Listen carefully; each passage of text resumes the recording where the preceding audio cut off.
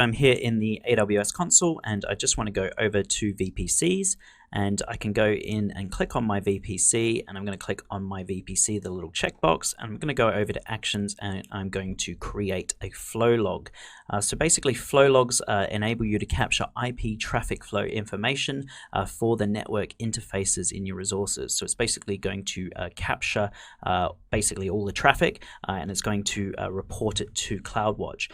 So right now I don't have an IAM role set up for CloudWatch, so I'm just going to go and click on Setup Permissions. And what I want to do is I just want to create a new IAM role. Here we go, flow logs role. We can view the policy document, and it's basically going to allow me to, send this to CloudWatch. I'm going to go ahead and hit allow, and then we can go back into VPCs, go back to my VPC, go to actions, create my flow log, and then if I click down here, we'll now see it says flow logs role. And so now the destination log groups, I've actually got no log groups created right now. So again, what I'm probably going to have to do is just go back over here. I'm going to hit cancel. I'm going to go back over into CloudWatch, and we scroll down under management tools. We've got CloudWatch. And then what I'm going to do is I'm going to go in and create some logs. And so what I'm going to do is go click on logs, and I'm going to create a new log group. And I'm just going to call it my custom VPC logs. Go ahead and hit create.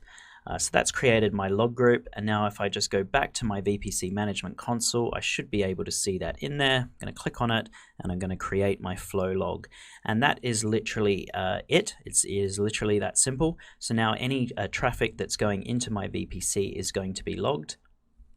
What I might want to try and do is just go back over here and open up my web page again, hit a refresh.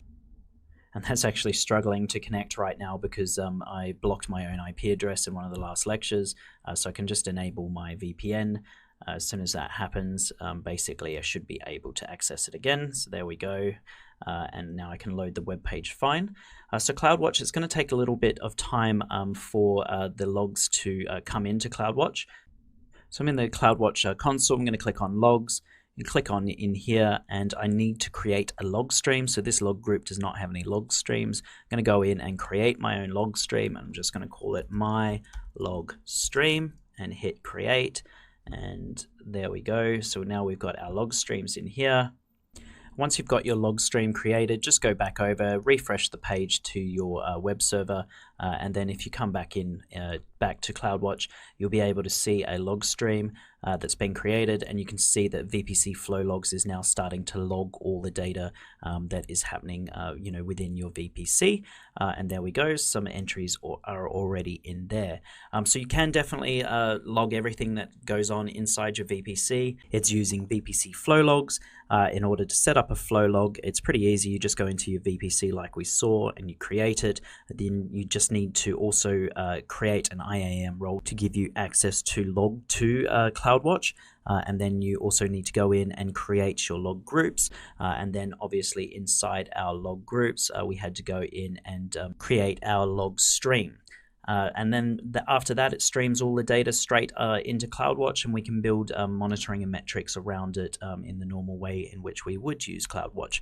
So that is it for this lecture, guys. Again, it's still quite new, VPC flow logs, so it may or may not come up in the exam, but it's a good thing to know that you can definitely log all the traffic inside your custom VPCs by default using VPC flow logs. So if you have any questions, please let me know. If not, feel free to move on to the next lecture where we summarize everything we've learned in this section of the course.